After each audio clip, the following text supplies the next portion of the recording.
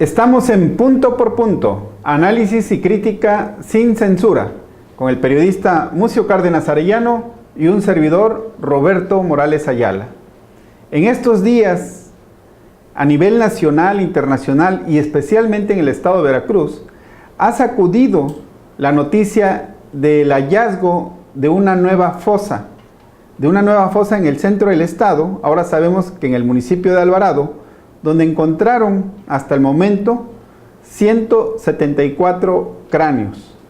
Encontraron algunas identificaciones y encontraron también ropa. De acuerdo a la información que ha estado fluyendo por parte de la autoridad, se trata de restos que datan de hace más de 2 años, de acuerdo a análisis forenses. Ese tema está hoy en día a discusión, además de que Veracruz destaca por el hallazgo de fosas en todo el país, y además la fosa más grande en el sexenio de Enrique Peña Nieto, que es la de Colinas de Santa Fe, pues es la más grande que se ha descubierto hasta este momento.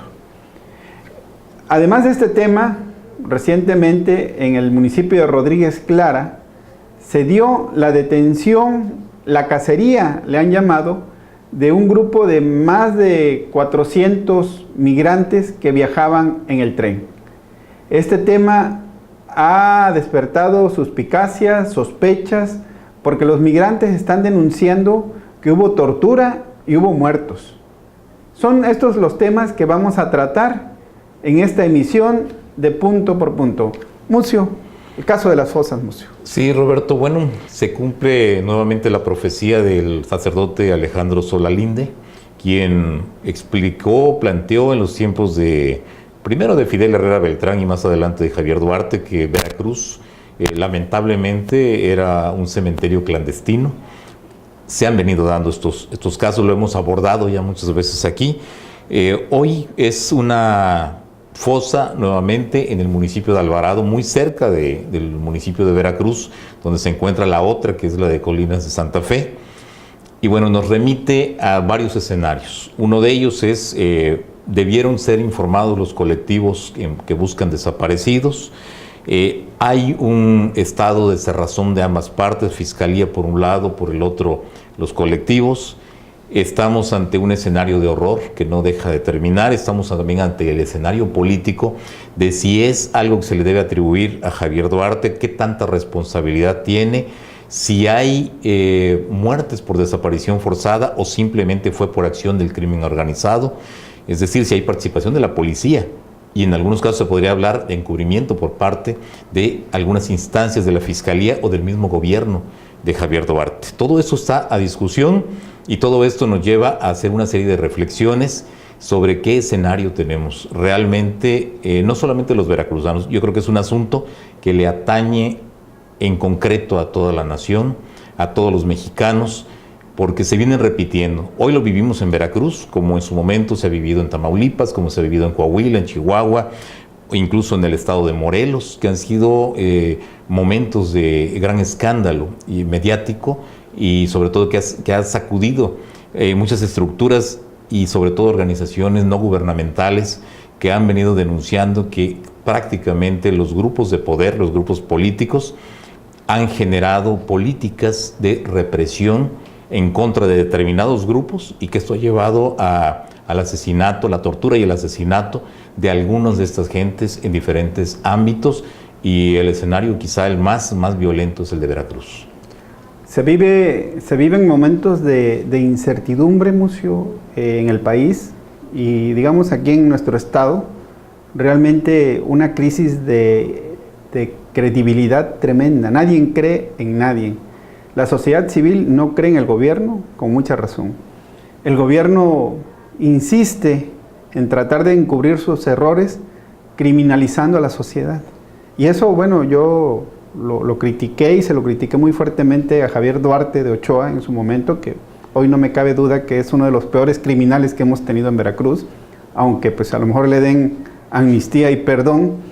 Sin embargo, esa crisis, hoy veo, Mucio, cómo se cuestiona todo y con justa razón. Yo te comentaba de que habría que ponerse en los zapatos de las personas que han sufrido la desaparición de un ser querido. Realmente el dolor, la sospecha de que las autoridades policíacas tengan que ver en la desaparición de su familiar, pues obviamente y por lógica no le van a creer al gobierno, no le van a creer. Hoy especialmente se tiene el caso de esta nueva fosa que se acaba de encontrar, en la cual la autoridad reporta que son 174 cráneos. Mete ese argumento que causa jiribilla, que no le gusta a muchos, de que dicen, bueno, pues de acuerdo a la información de un forense especialista antropológico, que corresponde a 2 años atrás, es decir, que tienen más de 2 años que esos restos fueron sepultados ahí, pues bueno, de alguna manera muchos lo interpretan como que pretenden lavarse las manos, ¿no?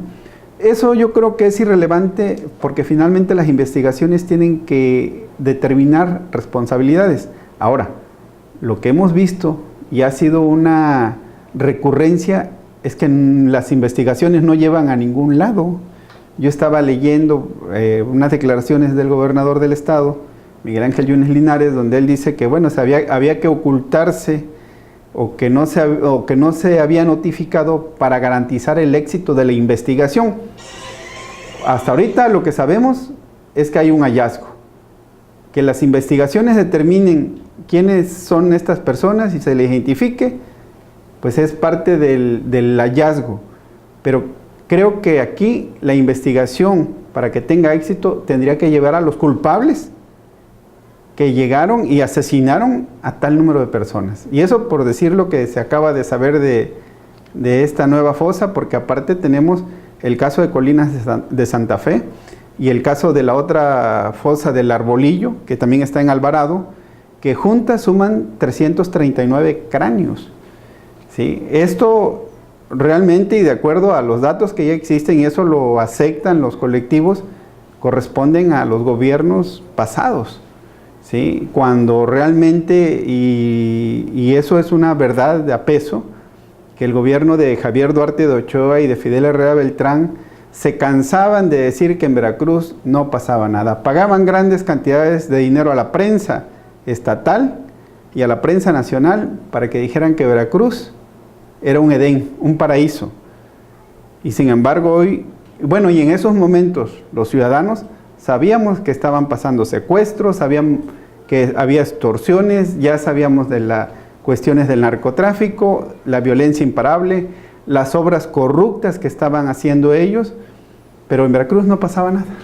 Lamentablemente, Roberto, hablas, por ejemplo, de una crisis de credibilidad y que es una crisis que está permeando, que en su momento afectó a un gobierno, fue víctima de su propio error de tratar de mostrarnos un paraíso llamado Veracruz, donde no ocurría nada.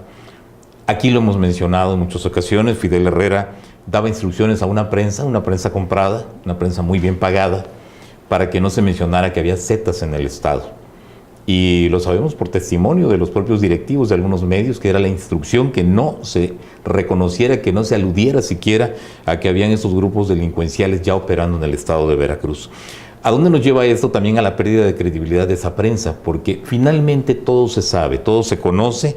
Vox Populi comienza a permear la idea de que hay tales grupos que vienen operando de manera impune, que eso es lo peor que le puede ocurrir a una sociedad, saber que hay delincuentes, pero que no están siendo combatidos por la autoridad, y que cuando se les combate o cuando por alguna casualidad llegan a un juzgado, se les libera porque también el aparato de justicia está permeado por esta cuestión. Entonces, estamos hablando de que no hay credibilidad en el gobierno, no hay credibilidad tampoco en la parte de la prensa que se prestó a ese tipo de cuestiones, el aparato judicial, por consiguiente, también consintiendo todo esto. Hay otros grupos policíacos o no policíacos, pero por ejemplo militares, navales, que ya no se quieren involucrar con el nuevo sistema penal acusatorio. ¿Qué ocurrió? Bueno, pues tienen que ir a carearse. Y luego los ven libres y dicen, yo ni siquiera quiero acusarlos ya. ¿Por qué? Porque el día de mañana un juez los libera y entonces empiezan a investigar quién soy, y se van sobre mi familia. Entonces, es decir, hay una crisis en todos los ámbitos. ¿Qué ocurre, por ejemplo, en esta cuestión de quién tiene responsabilidad si los colectivos en su momento han dicho no nos han llevado a ser parte de la investigación? Hay una ley que protege y una ley que les da facultades y derechos para participar en el diseño de una estrategia para la localización de los cuerpos y su identificación. Eso existe, pero por otra parte se encuentra uno con la versión de la propia Fiscalía que dice que están obligados a enterar a los familiares o colectivos cuando tengan certeza de que, o una sospecha amplia de que ya encontraron el cuerpo de una persona desaparecida y que esa persona pudiera tratarse de alguien que ya existe una búsqueda o una denuncia previa, ¿no? ¿Qué ocurre en este último caso, en esta última fosa? Hay un conflicto en este momento muy, muy serio, grave, entre los colectivos y la Fiscalía General de Veracruz. Los colectivos insisten, se nos marginó de la investigación.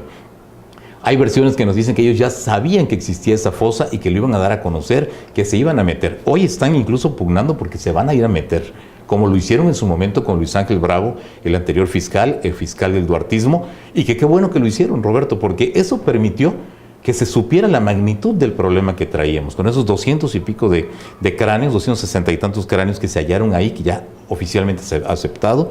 Bueno, 292. Pues 290, casi 300 cráneos nada más en la fosa de Colinas de Santa Fe. Y que hoy vemos que en esta nueva fosa estamos hablando de números muy elevados. Tú tienes números, Roberto, esos números son interesantes. Por ejemplo, 174 cráneos que se encuentran, pero además estamos hablando de identificaciones. Hay rastros que nos pueden llevar a que ya se pueda saber exactamente de quién se trata, ¿sí? Y que podría abreviar incluso los tiempos de identificación, eso es bueno. Pero la otra, Roberto, ropa de niños, ropa de bebés, chanclitas. ¿Ante qué estamos? Ante un crimen alarmante, gravísimo. Tomaron a los padres con sus hijos y los mataron también. O sea, créeme que estoy ante un escenario de horror que quisiéramos no pensar que pudiera ser así. Pero creo que estamos ante algo mucho más grave de lo que habíamos visto hasta ese momento. Terrible, Mucio. Terrible porque hay datos.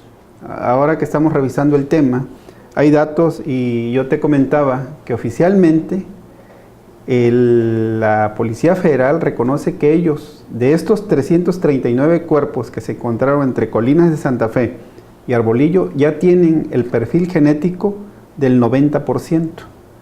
¿Sí? Pero sin embargo, al contrastar, al comparar esos perfiles genéticos con los perfiles genéticos de los familiares de personas desaparecidas que los han reportado, solamente han coincidido 32, que son los que han sido identificados entre estos 339. El 10%. El 9.4%, okay, para ser más preciso. Entonces, ¿qué quiere decir? Que todos los demás perfiles genéticos de las personas que están desaparecidas siguen desaparecidas. No es que no estén. Es decir, no quiere decir que estén entre esos 339 cuerpos. No están entre esos 339 cuerpos. Entonces, ¿en dónde están? Ahora, y estas víctimas que no han sido identificadas, ¿quiénes son? Ahora, vamos a hablar hipotéticamente. ¿Quiénes son las víctimas más vulnerables que puede haber en este país? Los migrantes que vienen del sur al norte, y ellos sí se transportan con familias, y son familias enteras que han desaparecido, víctimas de la delincuencia y víctimas de delincuentes oficiales implicados, ¿sí? Cómplices de estos delincuentes que los asaltan, los torturan y los han llegado a matar. Porque incluso, en mi caso, que dirijo el periódico Presencia Sureste allá en Las Chuapas, que es un lugar de tránsito intenso de ilegales, los testimonios de los mismos ilegales, de la manera en que son víctimas incluso de policías, son realmente terribles. Es decir, cómo los llegan a desnudar y revisarles sus partes íntimas buscando dinero, que eran los esquemas anteriores. Ahorita se ha sabido que los secuestran, los encierran y los tienen ahí en un trato infrahumano mientras tratan de extorsionar a sus familiares que tienen en los Estados Unidos o los que se quedaron en sus países de origen. La situación es terrible y yo creo y puedo pensar que la situación pudiera ser en ese sentido, en cuanto a las personas que no han sido identificadas y han sido encontradas en esas fosas.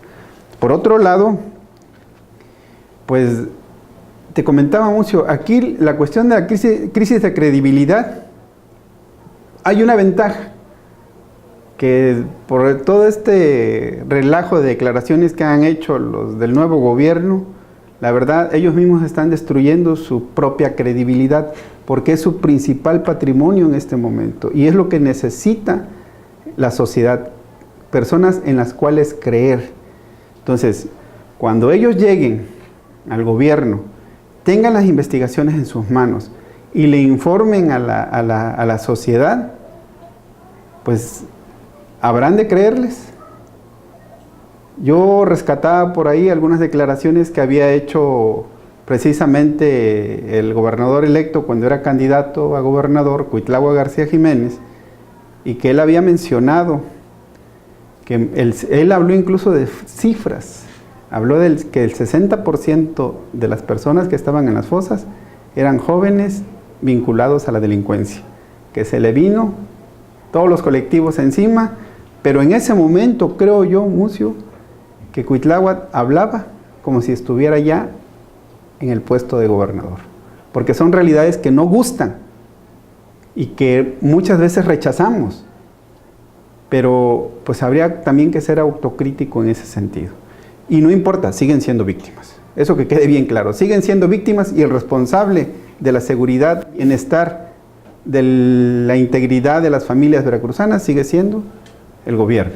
Así es. Sí, mira, retomando la parte esta de qué ocurre con el migrante, es el que es mucho más difícil localizar.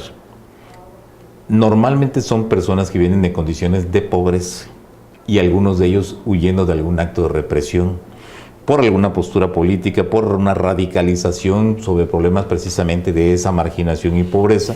Por la violencia de las pandillas. Por la violencia de las pandillas. Terrible, ¿eh? Honduras, Salvador. Pero ¿quién va a venir a identificarlos? Otras personas con igual condición de pobreza tienen dinero para desplazarse, por ejemplo, y permanecer en este país durante mucho tiempo a ver si pueden encontrar a sus familiares. Normalmente por eso es que se da ese abandono. Y algunas veces se imaginan que lograron llegar hasta Estados Unidos, pero que no se han querido comunicar y pasan años y se pierde el contacto, sin saber siquiera dónde quedaron, y al paso del tiempo comienzan a buscar, y por eso es que vemos estas caravanas que nos vienen cada año y que nos van sensibilizando y que no nos dejan que perdamos y dejemos al olvido que ellos pasaron por ese territorio en el cual hay, por un lado, un crimen organizado y por otro lado una policía, o sea, la parte del Estado haciendo la labor de que no los vas a dejar pasar. El crimen organizado los exprime totalmente, los usa, los convierte en sicarios, los prostituye a las mujeres, las prostituye, la meten a la trata de blancas.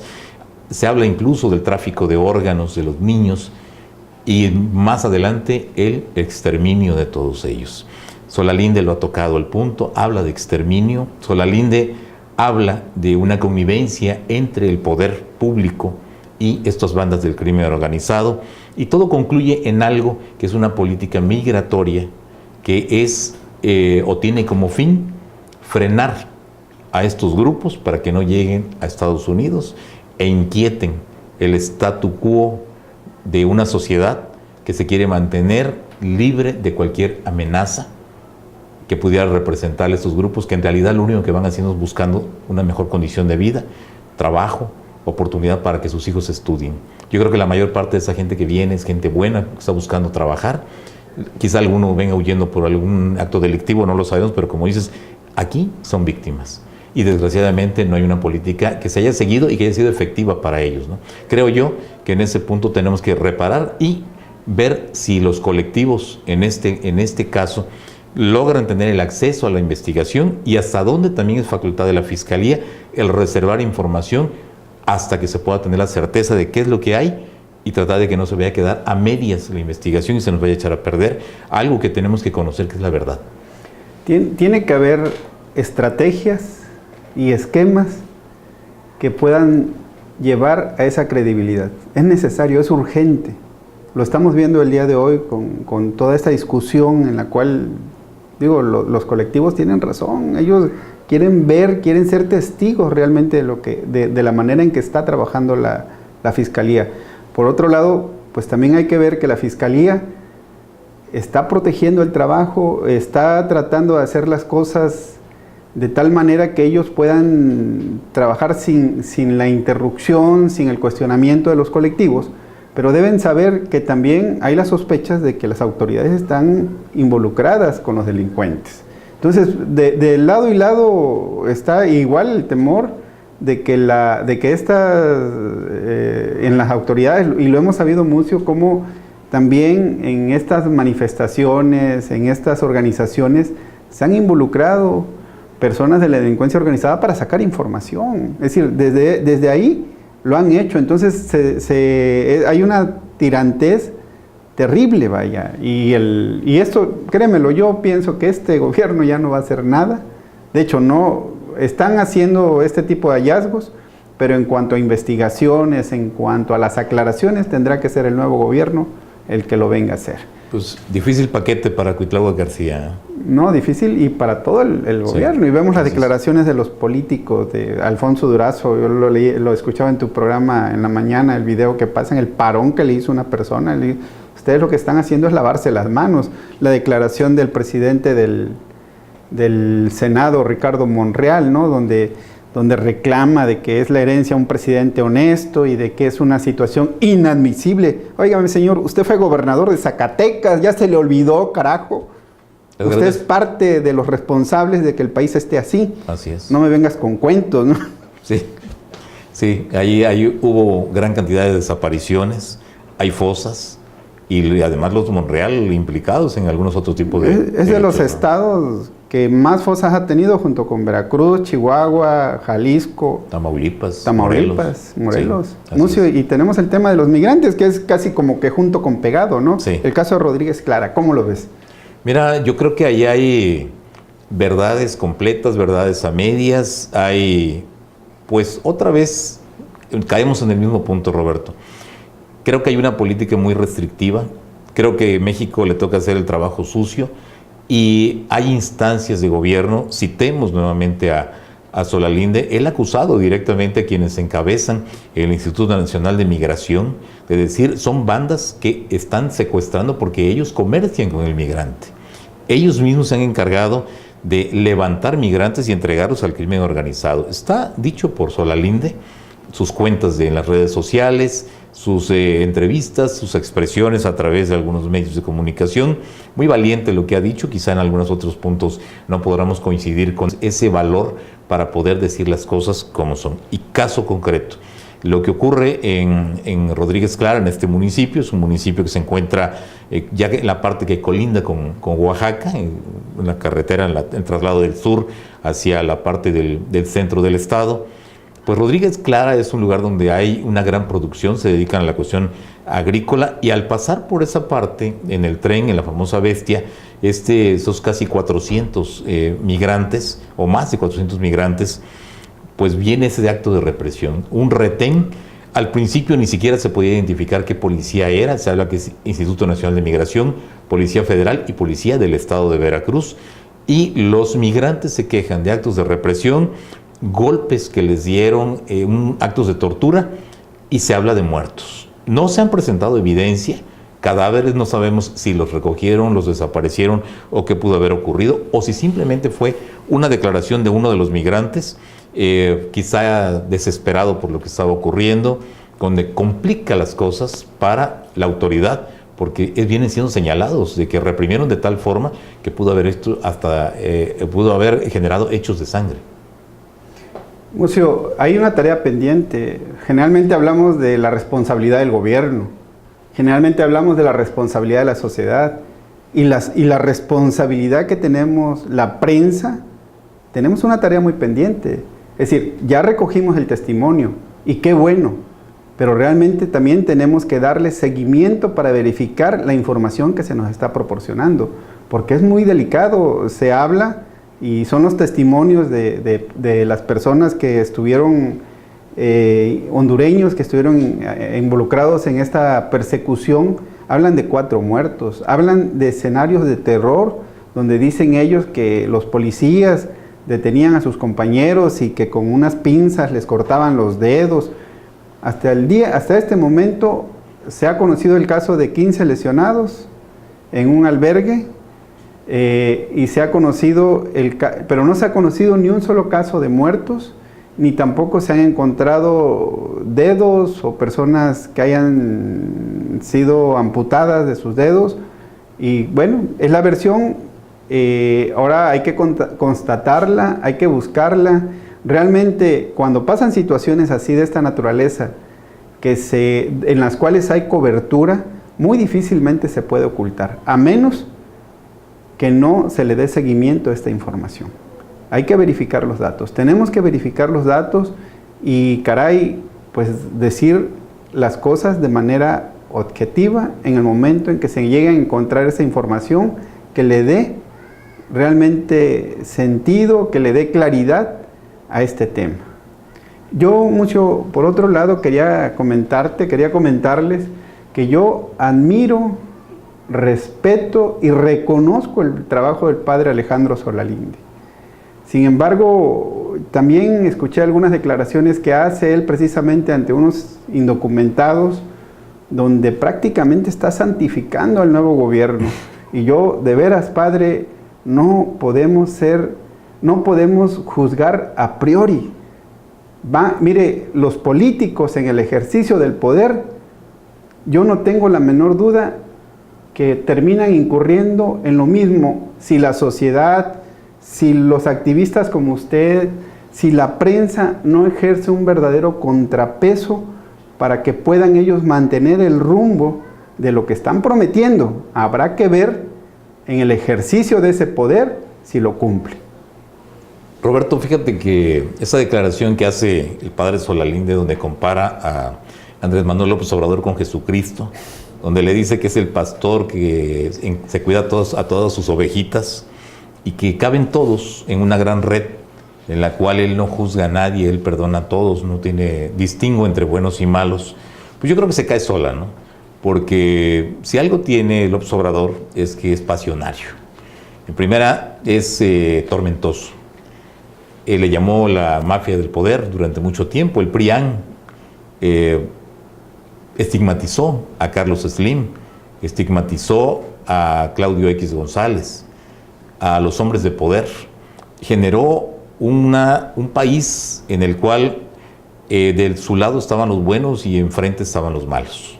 Entonces no hay esa red en la cual todos caben y que es como si fueran los peces. Pues él veía peces gordos por un lado y pececillos de colores por otro, que eran con los que él nadaba en una gran pecera. Entonces yo creo que ahí, cuando entra el terreno político, el padre Solalinde se empieza a extraviar. Quizá el creído y sobre todo sujeto a la esperanza de que las cosas van a cambiar, pero no hay que olvidar, y él no debe olvidar, que los políticos son políticos, que se mueven por intereses. Hay intereses muy grandes.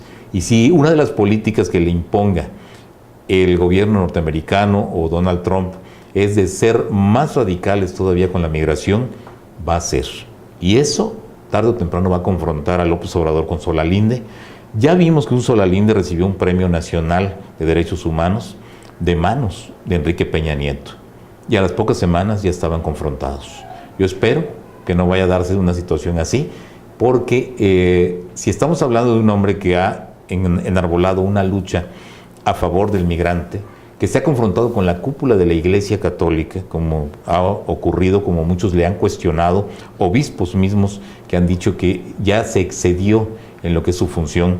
Pero yo creo que así son los apostolados, así pasó con los grandes hombres que han luchado por alguna causa, pero en el caso de Solalinde, creo que toca un terreno muy, muy peligroso cuando santifica a Andrés Manuel López Obrador, que no es, por supuesto, que un ángel. Yo no quisiera decir que es un demonio, pero no es un ángel, por supuesto.